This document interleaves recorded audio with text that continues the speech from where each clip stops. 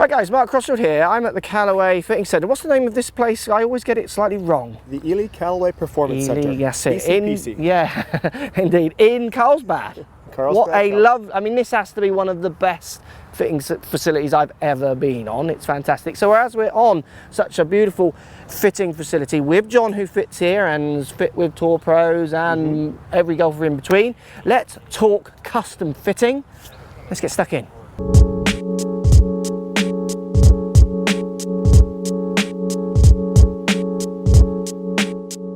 Right, John, custom fitting. I find, what are some of the biggest misconceptions you find around custom fitting? So I get lots of people asking me about custom fitting. We've just got a plane going over here. There he goes. Someone's private little jet, lovely. Yeah. So, yeah, I can believe it. So custom fitting, what are some of the misconceptions out there with custom fitting? So I find, for instance, I get some people maybe coming to try and fix some things that maybe aren't fixable as much as they want, related. Through the actual equipment. I know, sure. I mean, John works for Callaway, so an equipment manufacturer, but still in your fittings, you must be building an aspect of that into the conversation. Sure. When the player comes through, you're trying to find the best club model for their game, first and foremost, right? What's their miss? Are they a big slicer? Are they outside in with the open face? You'll lean towards, in our drivers with a club that has more draw bias for them, try and fix that. But in the end, it also may come down to giving them swing tips, right? Maybe they're working with their pro back home, so they know what they're after, so you're still trying to guide them towards that model. Good. That could be your left-right miss on a player. I talked earlier, you might have a good player coming in who's fighting too much spin on their driver, and you find their impact location is low in the face. Yeah. They're constantly hitting the ball a little thin. Tee it a little bit higher, use some face tape, get the ball higher in the face, it'll flatten out your spin rate quite a bit. So those kind of things may be as simple as a piece of face tape or a slight adjustment in their ball position versus getting a whole new driver. Interesting, yeah. I mean, I would totally agree with that. I mean, I come at it always from my coaches, because that's what I am, really, as a coach at heart, and still am. So where you might be coming at it more from the manufacturer's perspective, I'm coming at it from the coach's perspective. But it's quite interesting that we're kind of meeting in the middle, isn't it? We're kind of meeting at the same place. Sure. Because I would, absolutely, both ways, yeah, absolutely. So I would always work towards swing ideas, and for me, custom fitting is about an educational process for the player. So not only about equipment, but like what you say there about spin, if they can lower the spin by teeing it a little bit higher, and then with a club that works with them hitting in that area, then it's a win-win, isn't it? Certainly.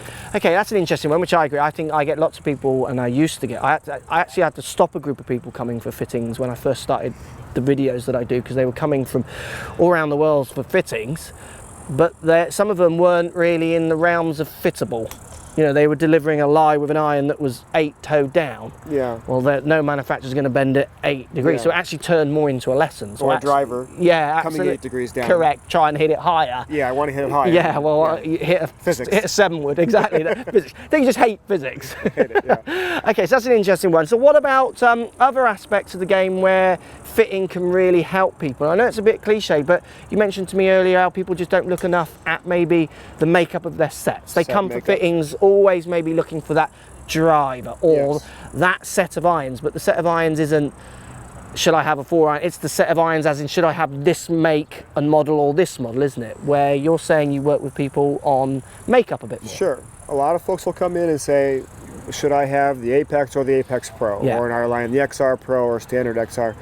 And we'll figure that out, but we'll also, with hitting in front of the TrackMan and getting launch conditions, we'll determine for that player, if they're vertically challenged, right? Their 3-iron is coming off real low. Yeah. Even their 3 hybrid is coming off low. I'll try a 7-wood. Yeah.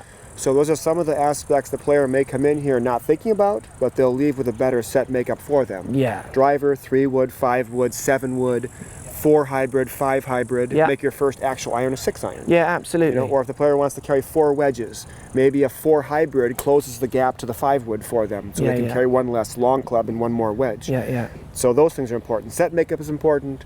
I think getting line angle checked on irons is very important. Yeah, absolutely. And then matching driver center of gravity to a hit location is very important. Yeah. Those are very key variables when a player comes in for a fitting. We try to accomplish those variables for sure. Fantastic. Well, that's good. I mean, I like to hear that from a fitter, because I do worry sometimes with fittings that they're geared so much around just selling the product.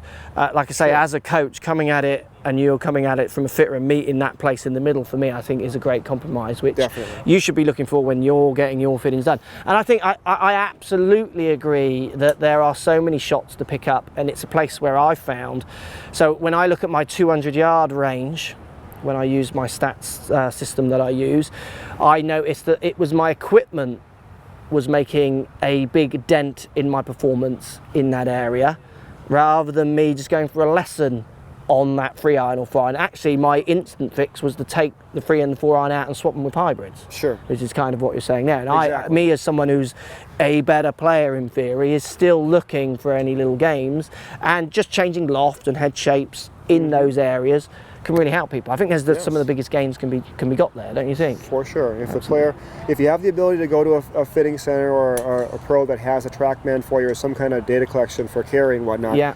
it's very beneficial to try and compare different clubs and see what they're giving you for the carry number. I'll get that with pros all the time coming through. I need to carry the ball 210 and my 3-iron's 220 or whatever the numbers are. Yeah. Can we try a couple different combinations? I might tweak a loft, try a hybrid, try a driving iron, try a long iron that carries that number for them, and then they're off and running. Yeah, fantastic. It's interesting you say that. I remember doing a video with Darren Clark once, and I asked him about, does he know the lofts of each irons or the gaps between his irons? He says, my irons go the distance they need to go. Yeah. So I know he the just loft, said, I know the carry. yeah, exactly. He said, I need my 7-iron to go X, so I don't care what loft it is. Sure. The guy, so your guys for his manufacturer, made the loft what it needed to be to hit that distance, which was such a logical professional answer, where lots of people would be going at it more, I need 4 degrees distant, lofts, gaps between my irons, that's what you should have, or if you should be looking for those finding those distances and maxing out your scoring kind of capabilities around those distances, around club makeup, like you say. Good stuff. Good stuff, John. Thank you for your time. No problem. Interesting chat there. Definitely fitting is a way forward for students for getting better and purchasers. And I think the main message for me, like you're saying and I'm saying there, is it's a lesson as much as it's a selling process. And if it's just a selling process, you should be disappointed in your fit. It needs to be a bit of both. You need to be coming out with some information as well as some product, hopefully. Good stuff. Thanks for your time. Post comments down below. Have you had fittings or not? Was it a good one? Was it a bad one? Let me know. And thanks for watching. Thanks for watching. Subscribe to my YouTube channel for loads more videos. Find me on Instagram at Crossfield Mark. Also on Twitter at 4golfonline. Find me on Facebook, Mark Crossfield. Thanks for watching. Post comments as always, and see you soon.